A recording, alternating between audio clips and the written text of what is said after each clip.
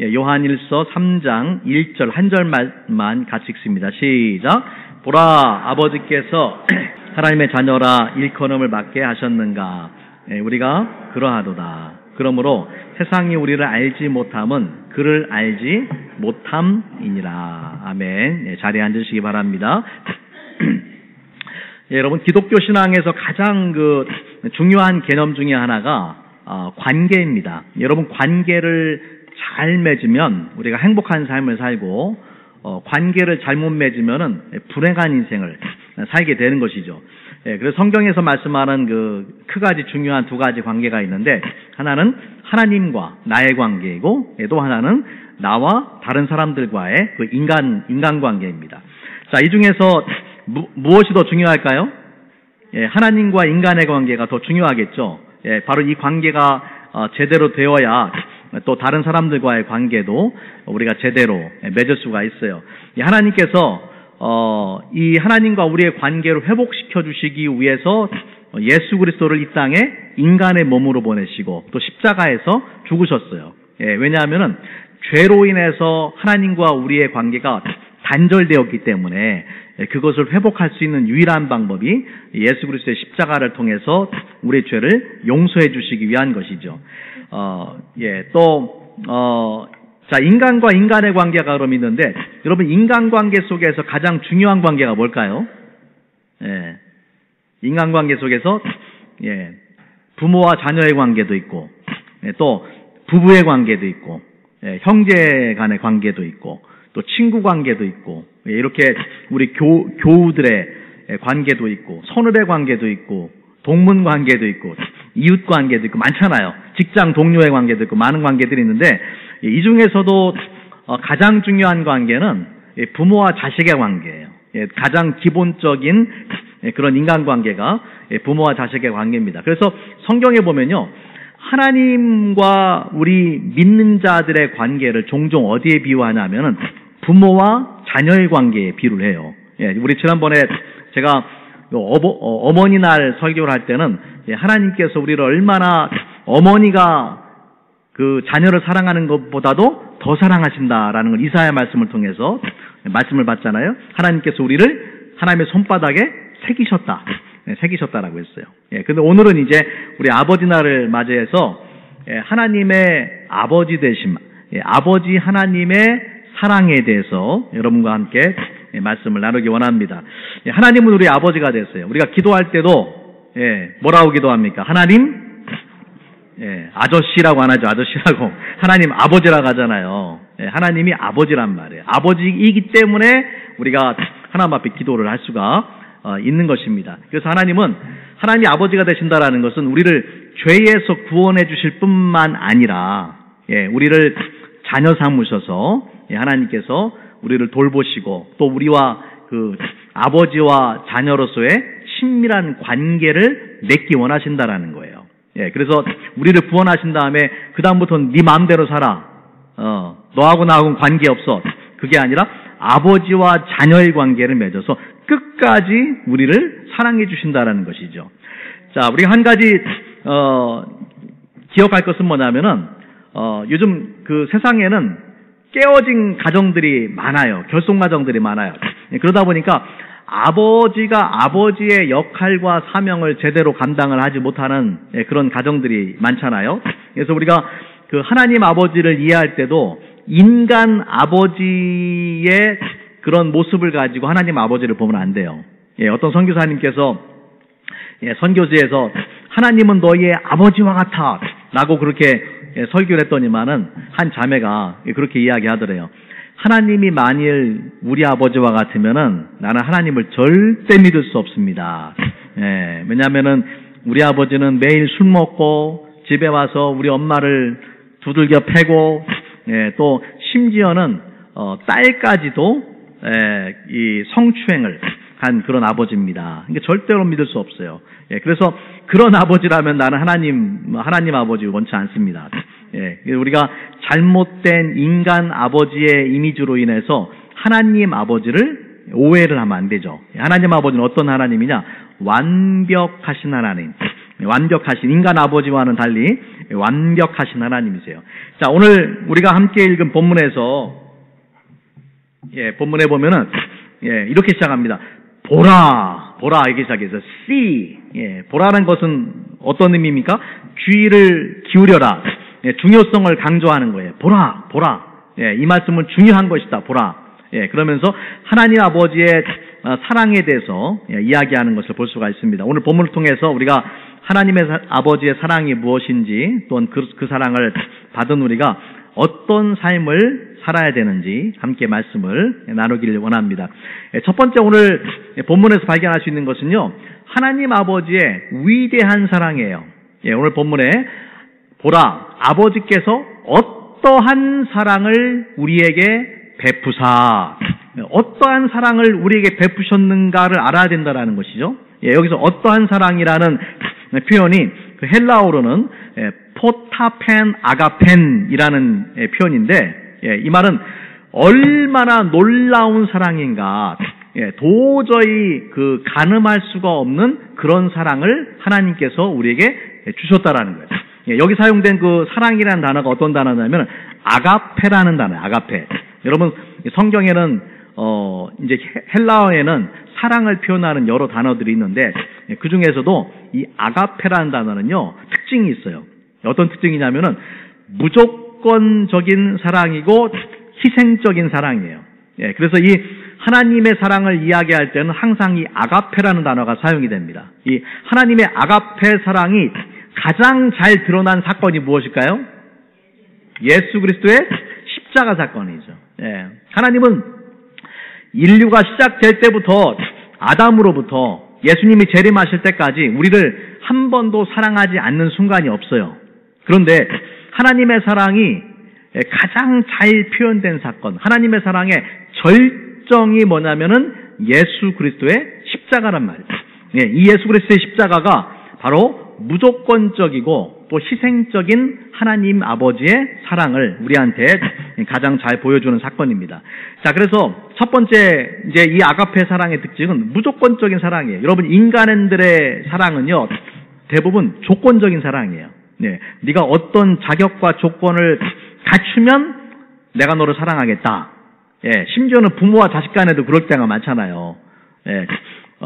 부모가 나를 사랑해주지 않아서 상처를 받고 부모를 사랑하지 않는 자녀도 있고, 자녀가 내 기대에 부합하지 않아서 자녀를 사랑하지 않고 자녀와 단절하고 살아가는 그런 부모도 있잖아요. 그런데 하나님 아버지의 사랑은 그런 사랑이 아니에요. 자, 우리 잘 아는 말씀입니다. 로마서 5장 8절 말씀 같이 읽겠습니다. 시작. 우리가 아직 죄인 되었을 때에 그리스도께서 우리를 위해 죽으심으로 하나님께서 우리에 대한 자기의 사랑을 확증하셨느니라. 영어 성경에 보면 But God shows His love for us. 하나님이 보여주셨다. NIV 성경에는 God demonstrated His love for us. 하나님이 demonstrate 해줬다. 어떻게 우리를 사랑한다라는 것을 보여주셨느냐? 우리가 아직 죄인 되었을 때에 그리스도께서 우리를 위해서 죽으셨다. 그래서 조건 없는 사랑이에요. 우리가 사랑받을 만한 자격이 있기 때문에 사랑한 것이 아니라 사랑받을 자격이 없음에도 불구하고 우리의 행위나 공로와 관계없이 하나님이 우리를 무조건적으로 있는 모습 그대로 받아주시고 사랑해 주셨다는 거예요. 이것이 하나님의 아가페 사랑의 놀라운 은혜입니다. 자, 두 번째는 뭐냐면은 하나님의 사랑은 희생적인 사랑이에요.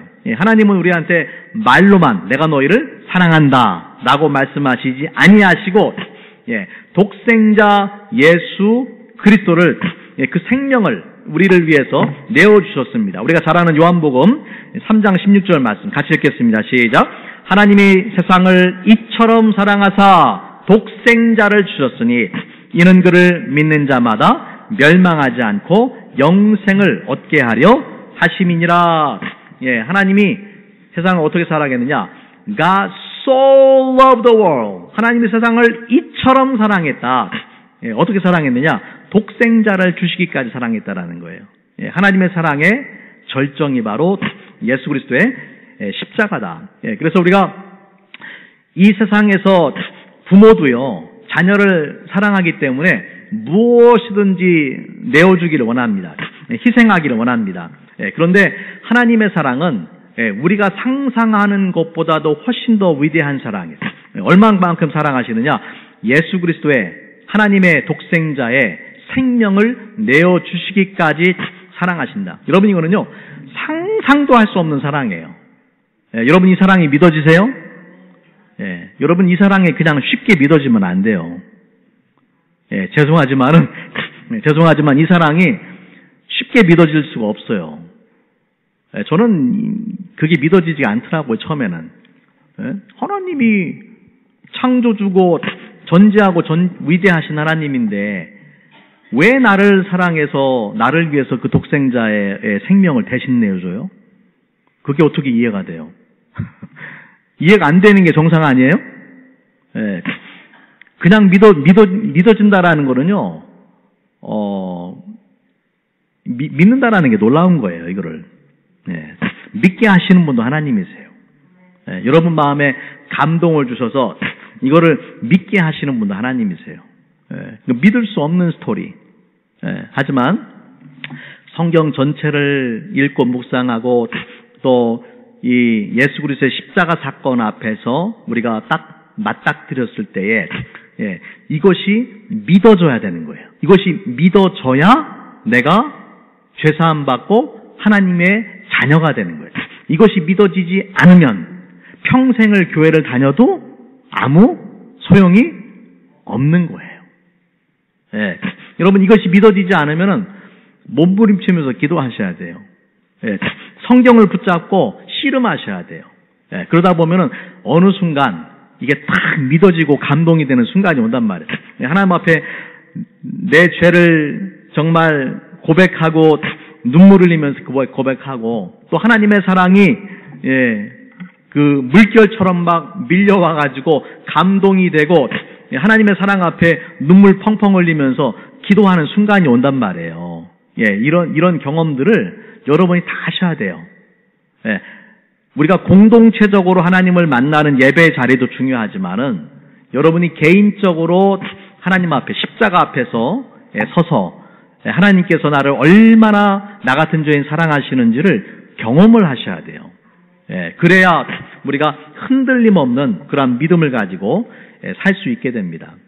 하나님 나 사랑하셔. 말로만 그렇게 하는 게 아니라 또 개념으로만 그렇게 생각하는 게 아니라 막 그 사랑이 느껴지고 그 사랑에 감동이 되고 찬송을 하면 눈물이 나고 기도를 하면 눈물이 나야 된단 말이에요. 그래야 진짜 하나님과 우리가 아버지와 자녀의 관계를 갖게 된 거지. 그냥 말로서만 지식으로만 알고 있다라고 하나님과 우리가 자녀의 관계가 되는 것은 아닙니다. 제가 종종 이제 말씀드리지만 우리 같이 한번 따라해 보겠습니다. 하나님은 내가 나를 사랑하는 것보다 그 다음에 뭐예요? 나를 더 사랑하신다. 할렐루야. 진짜 아멘이죠. 하나님은 내가 나를 사랑하는 것보다 나를 더 사랑하세요. 이해는 안 돼. 이해는 안 돼요. 지금도 저는 이해가 안 돼요. 왜 하나님이 내가 나를 사랑하는 것보다 나를 더 사랑하지? 이해는 안 돼요. 그러나 그것이 성경이 끊임없이 말씀하고 있는 거예요. 하나님의 사랑이 의심되면 무엇을 보라고요? 십자가를 봐라. 그 속에서 하나님께서 내가 너를 이만큼 사랑한다. 내 아들 독생자의 생명을 너를 위해서 내어줄 정도로 내가 너를 사랑한다라고 말씀을 하십니다. 자, 하나님이 이러한 사랑, 예수 그리스도를 통한 무조건적이고 희생적인 사랑을 통해서 그 어떤 결과를 우리가 얻게 되었느냐.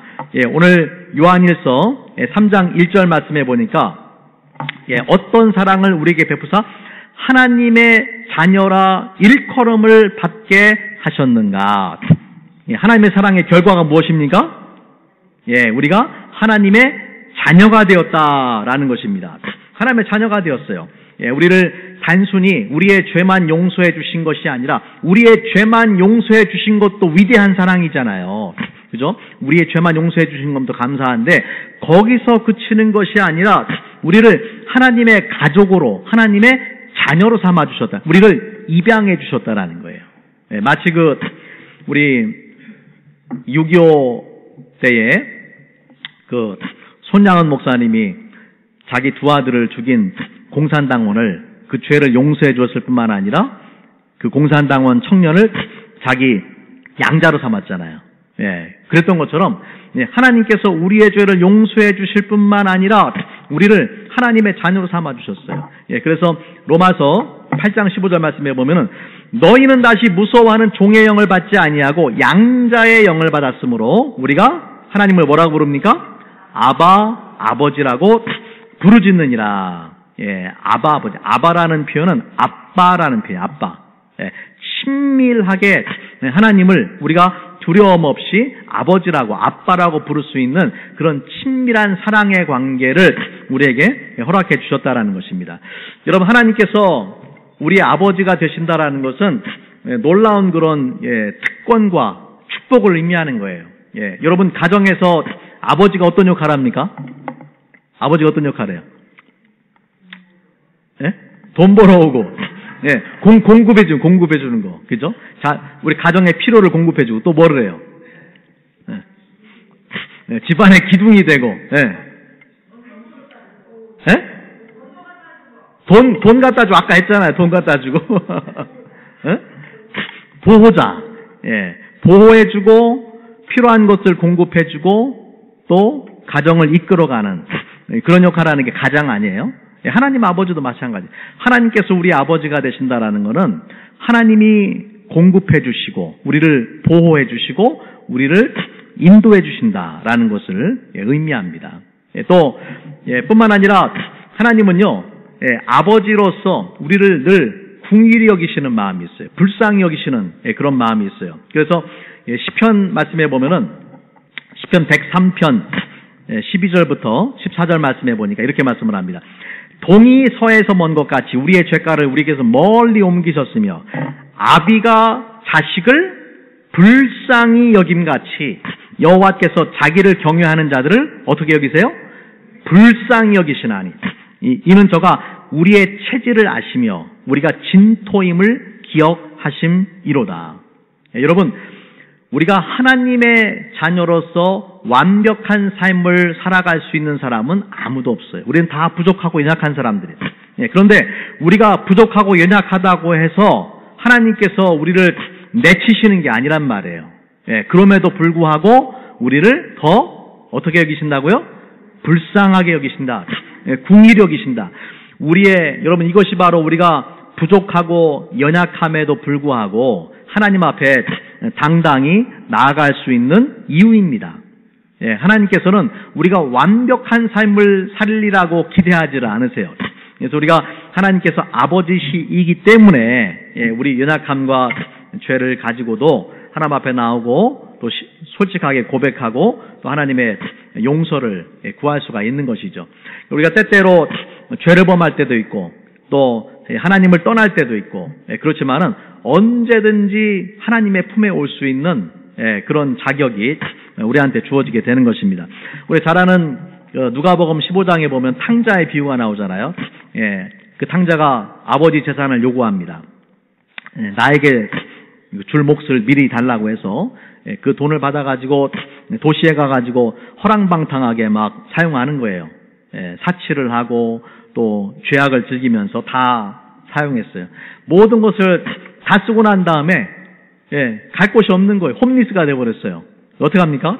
모든 것을 다 이제 잃어버리고 나니까 결국 갈 수 있는 곳이 딱 하나밖에 없어요. 아버지의 집이에요.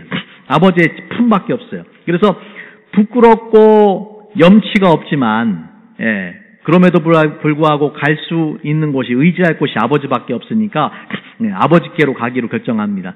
아버지께로 가기로 결정하면서 얼마나 많은 연습을 했겠어요. 아버지한테 가면 무슨 말로 변명을 해야 되나, 얼마나 연습을 했겠어요. 무슨 말을 해야 될지. 그런데 그 준비한 말들이 필요가 없어요. 아들이 그 아버지한테 돌아가는데 아버지가 먼 발치에서 보고 있다가, 그러니까 아들이 오기를 항상 기다린 거죠.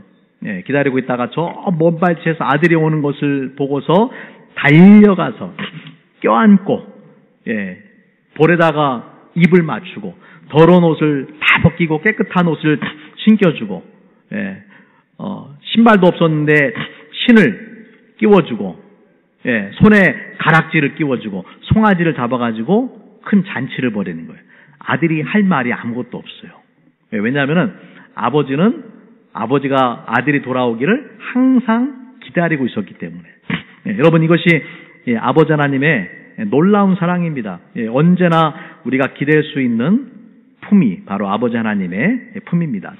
예, 또 하나님은요, 예, 성경에 보면 하나님 아버지는 언제나 우리를 도우시는 분이세요. 예, 우리를 돕고 우리에게 최선의 것을 주기 원하시는 분이세요. 자, 우리 로마서 8장 32절 말씀 같이 한번 볼게요. 시작. 자기 아들을 아끼지 아니하시고 우리 모든 사람을 위하여 내주시니가 어찌 그 아들과 함께 모든 것을 우리에게 주시지 아니하겠느냐. 예, 하나님께서 그 아들 독생자의 생명을 위해서 내어주셨는데 우리한테 무엇 주기를 원하신다고요? 그 아들과 함께 모든 것을 우리에게 주시지 아니하겠느냐. 예, 하나님께서 우리한테 예, 정말 우리 인간들도 자녀들한테는 좋은 것을 주기를 원하잖아요. 모든 걸 주기 원하잖아요. 근데 하나님 아버지도 우리한테 모든 것을 주기 원하신다. 예, 인색하게 아무것도 주지 않으려고 하는 것이 아니라 예, 우리의 모든 필요들을 채워주시고 예, 우리에게 모든 것을 하나님께서 주기를 원하시는 예, 그런 예, 아버지가 되시는 것입니다. 자, 두 번째로 하나님은요, 모든 것을 주실 뿐만 아니라 최상의 것을 주시는 분이에요. 예, 좋은 것을 주시는 분이에요. 자, 우리 한번 말씀 볼게요. 예, 마태복음 7장 9절에서 11절 말씀 같이 한번 읽겠습니다. 시작. 너희 중에 누가 아들이 돌을 주며 생선을 달라 하는데 뱀을 줄 사람이 있겠느냐. 너희가 악한 자라도 좋은 것으로 자식에게 줄 알거든. 하물며 하늘에 계신 너희 아버지께서 구하는 자에게 뭘 주신다고요? 좋은 것을 주신다. 예, 여러분, 악한 인간도 부모로서 자녀들한테 최선의 것을 주기 원합니다. 좋은 옷 입히고 싶어하고 좋은 음식을 먹이고 싶고 좋은 교육의 기회를 주고 싶어 한단 말이에요. 근데 그 악한 인간도 그런데 선하신 하나님께서 우리 아버지가 되시는데 우리한테 좋은 것 주기를 원하시는 것은 당연한 거죠. 예, 여러분, 하나님께서 자녀된 우리를 축복하시고 또 좋은 것을 주기 원하시는 것을 믿으시기 바랍니다. 예, 하나님의 사랑을 의심하면 안 돼요. 예, 하나님은 내가 나를 사랑하는 것보다 나를 더 사랑하시는 분이시고 우리에게 모든 것 주기를 원하시고 또 좋은 것을 주기를 원하시는 하나님이십니다.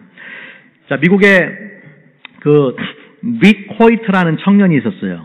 예, 릭 호이트는 태어날 때부터 이 뇌성마비에 걸려가지고 중증 장애를 앓았어요. 걷지도 못하고 말도 하지 못하는 중증 장애인이었어요. 그래서 의사들이 아이가 태어났을 때 의사들이 그 부모에게 아이를 그 시설에 보내는 것이 좋겠습니다라고 그렇게 권유했지만은 이 아버지 디코이트가 그 제안을 거절하고 아들을 직접 가정에서 돌보게 되었습니다. 자, 어느 날 이제 말을 잘 못하잖아요. 말은 못하는데 특수한 장치를 통해 가지고 의사 표현을 아들이 하는 거예요. 근데 그 아들 릭이 아버지 딕에게 이렇게 말합니다. 아빠, 저도 달리기 대회에 나가고 싶어요. 예. 5마일을 달리는 마라톤 대회가 있었어요.